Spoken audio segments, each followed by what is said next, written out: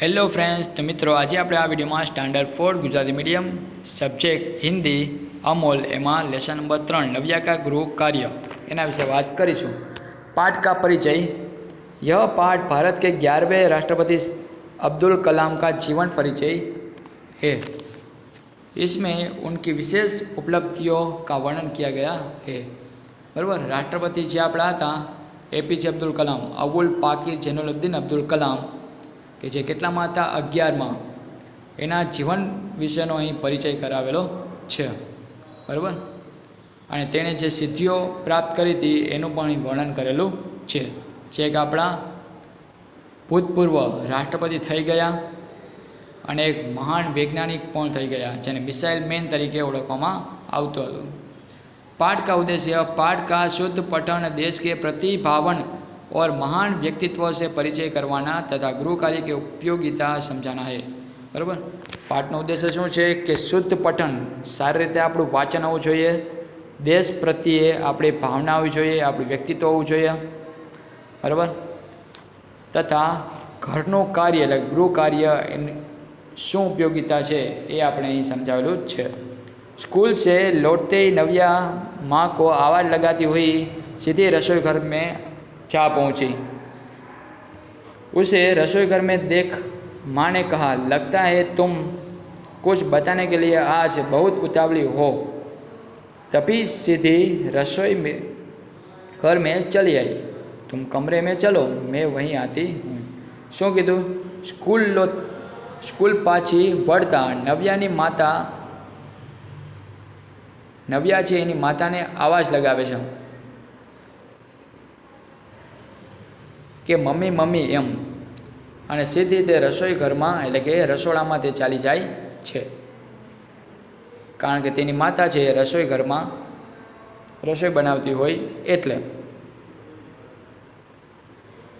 તેણે જોયું,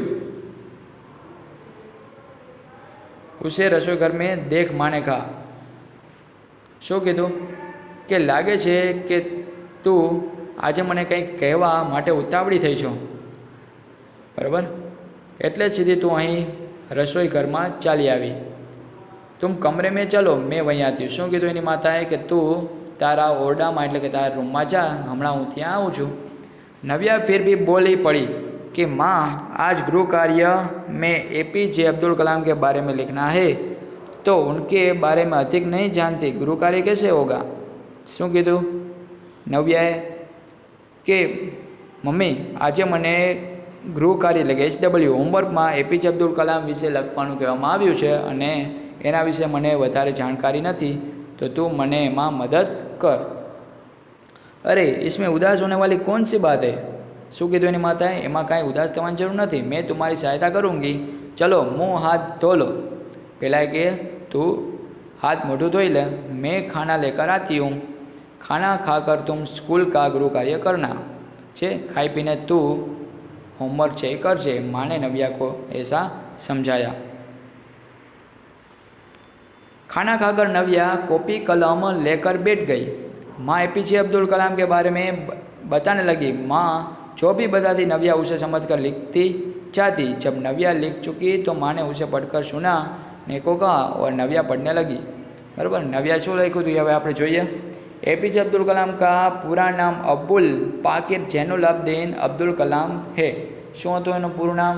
યાદ રાખજો, મોસ્ટ ટાઈમ બી છે, આ પરીક્ષામાં પૂછાય છે કેવું કે એપીજે અબ્દુલ કલામનું પૂરું નામ શું હતું? अबुल पाकिर जैनुलब्दीन अब्दुल कलाम। उनका जन्म 15 अक्टूबर 1931 को तमिलनाडु के रामेश्वरम में एक मुस्लिम परिवार में हुआ था। तेनो जन्म 15 अक्टूबर 1931 में तमिलनाडुना रामेश्वरम नामना एक मुस्लिम परिवार में थयो हतो। उनके पिता एक नाविक और माता गृहिणी थी। तेना पिता एक नाविक था अने तेनी माता छे घर काम करती। बचपन से ही उन्हें पढ़ने लिखने और कुछ नया सीखने का बहुत शौक था।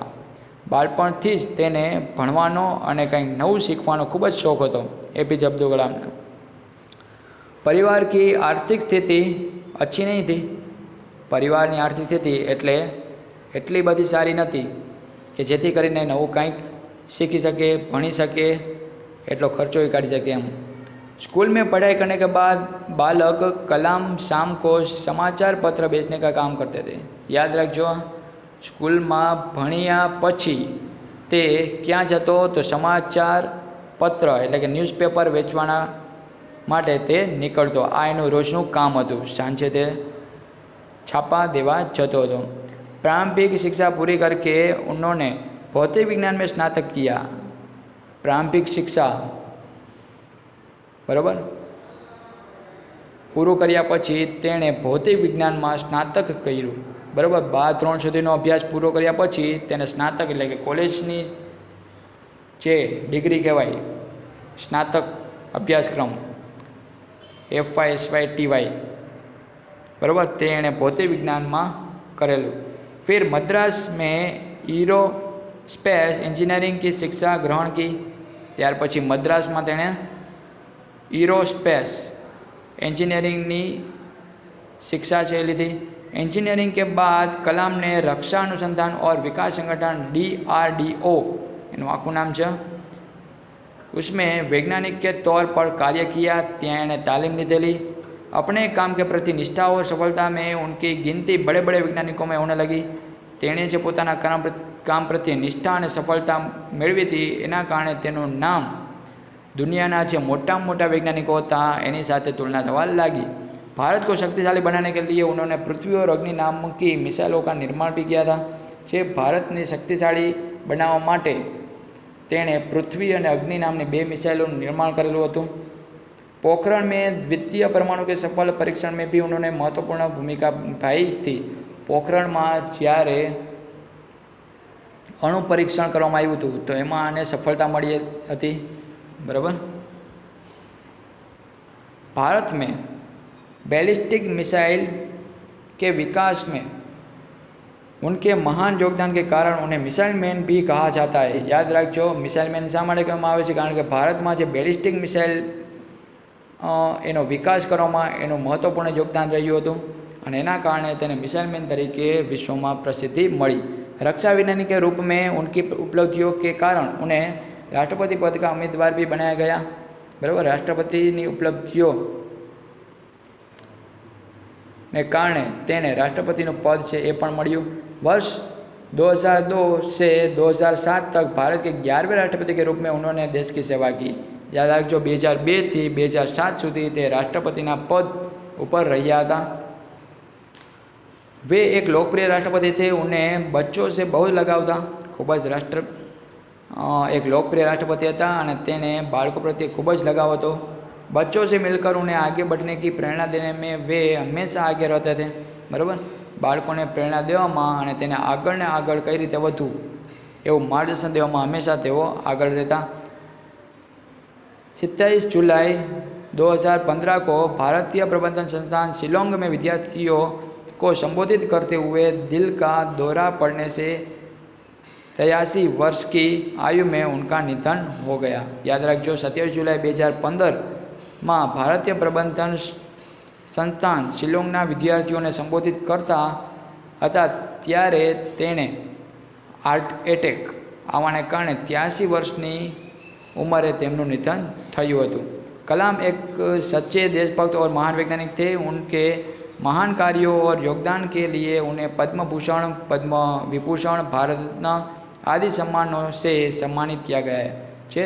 एक देशभक्त और एक साचा और महान वैज्ञानिक हता अने तेने पोताना कार्य और योगदान माटे तेओने पद्म भूषण, पद्म विभूषण और भारत रत्न जेवा मोटा एवोर्डथी तेओने सन्मानित करवामां आव्या हता। पढ़ने के बाद नव्या चहकते हुए बोली, माँ बड़ी होकर मैं भी अब्दुल कलाम की तरह वैज्ञानिक बनूंगी और देश की सेवा करूंगी। माँ ने मुस्कुराते हुए कहा, हाँ हाँ हाँ, क्यों नहीं, तुम अवश्य बनोगी, तू पण जरूर बनीश। अभ्यास: उतावली यानी अधीर, जल्दबाज, रसोईघर यानी भोजन बनाने का कमरा, नाविक यानी नाव चलाने वाला, गृहिणी यानी घर की मालकिन, गृहस्वामिनी, हाउसवाइफ जिसको बोलते हैं, बचपन यानी जन्म से 8 वर्ष की तक की अवस्था यानी चाइल्डहुड, आर्थिक यानी धन संबंधी फाइनेंशियल स्थिति यानी दशा हालत कंडीशन, प्रारंभिक शिक्षा यानी शुरुआती पढ़ाई एलिमेंट्री एजुकेशन, भौतिक विज्ञान यानी अचेव निर्जीव सृष्टि ताप ध्वनि विद्युत आदि पदार्थों का ज्ञान देने वाला विज्ञान भौतिकी, जिसको फिजिक्स इंग्लिश में बोलते हैं। स्नातक यानी कि किसी विश्वविद्यालय की शिक्षा पूरी करने के पर मिलने वाली उपाधि यानी कि ग्रेजुएशन। विकास यानी तरक्की उन्नति डेवलपमेंट, जिसको इंग्लिश में बोलते हैं। निष्ठा यानी विश्वास लगन लॉयल्टी इंग्लिश में जिसको बोलते हैं। वैज्ञानिकों यानी विज्ञान की जानकारी रखने वाला साइंटिस्ट। निर्माण यानी बनाना मेकिंग, परीक्षण यानी बनाना मेकिंग, परीक्षण यानी जांच टेस्टिंग, उपलब्धियों यानी प्राप्तियों अचीवमेंट्स। राष्ट्रपति यानी राष्ट्र का सर्वोच्च अधिकारी प्रेसिडेंट, जिसको इंग्लिश में बोलते हैं। उम्मीदवार यानी आशा रखने वाला पद विशेष का प्रार्थी कैंडिडेट। त्रुट लेखन, इधर जो आपको वर्ड दिए गए वो सिर्फ अच्छे हैंडराइटिंग से लिखना है। इंजीनियरिंग वैज्ञानिक अनुसंधान, परमाणु गृहिणी, परीक्षण, उम्मीदवार और राष्ट्रपति। चलो नव्या को क्या गृह कार्य मिला था? तो राष्ट्रपति के एपीजे अब्दुल कलाम के बारे में लिखने को कहा गया था। एपीजे अब्दुल कलाम का पूरा नाम क्या है? अबुल पाकिर जनरल अब्दुल कलाम। अब्दुल कलाम कौन थे? एक महान राष्ट्रपति और एक महान वैज्ञानिक थे। अब्दुल कलाम के जीवन से आपको क्या प्रेरणा मिलती है? कि जीवन में हमेशा हमें आगे बढ़ते रहना है। प्रश्नों के उत्तर लिखो। अब्दुल कलाम का जन्म कब और कहाँ हुआ था?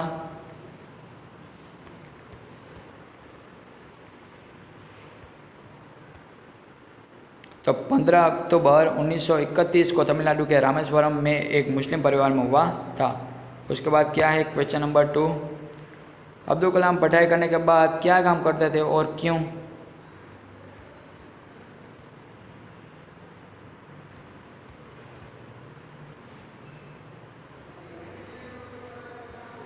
हाँ, न्यूज़पेपर बेचने के लिए चाहते थे। स्कूल में पढ़ाई करने के बाद अब्दुल कलाम शाम को समाचार पत्र बेचने का काम करते थे। उसके बाद क्या है? अब्दुल कलाम को मिसाइल मैन क्यों कहा जाता है?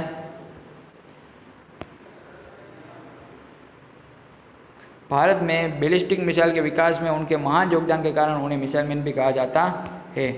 उसके बाद क्या है? अब्दुल कलाम किन किन सम्मानों से सम्मानित किया गया है अब्दुल कलाम को? तो पद्म भूषण, पद्म विभूषण और भारत रत्न, इन 3 अवार्ड से उसको सम्मानित किया गया है। अब्दुल कलाम के जीवन से प्रेरित होकर नव्या ने क्या कहा? तो नव्या ने क्या कहा था? मैं भी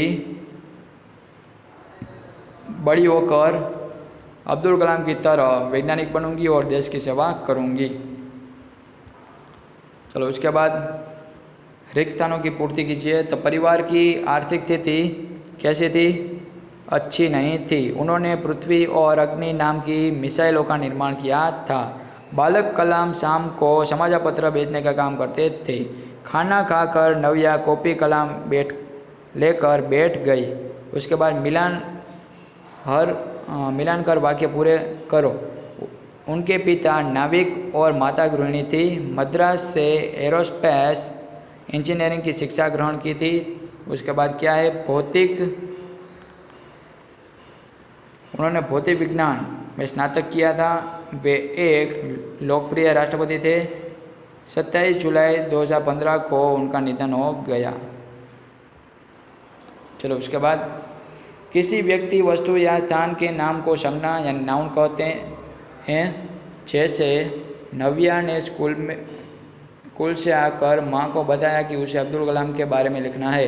तो इन वाक्यों में रंगीन छपे शब्द संज्ञा है। कौन कौन से वर्ड? नव्या, स्कूल, अब्दुल कलाम, ये सभी क्या है? नाउन है। चलो पाठ से ढूंढकर इसी तरह कुछ अन्य संज्ञा शब्द भी लिखना है हमें। रसोई घर, गृहिणी, रसोई घर आपको दिया गया है। गृहिणी, आर्थिक स्थिति, प्रारंभिक निर्माण, उपलब्धियों और राष्ट्रपति, ये सभी क्या है? नाउन। उसके बाद समझो और वचन बदल कर लिखो। जैसे कि कमरा तो कमरे, लड़की तो लड़कियां, बच्चा तो बच्चे, कॉपी तो कॉपियाँ, कलम तो कलम है, मिसाइल तो मिसाइलें। अंग्रेजी में अर्थ लिखना है। उतावली यानी एक्साइटेड, गृहिणी यानी हाउसवाइफ, नाविक यानी सेलर, SAILOR, उम्मीदवार यानी कैंडिडेट, CANDIDATE, गृह कार्य यानी होमवर्क, HOMWORK, बेचना यानी SEL। ओके, तो इधर हम ये लेसन नंबर 3 फिनिश करते हैं। फिर से मिलेंगे नेक्स्ट वीडियो में। Thank you.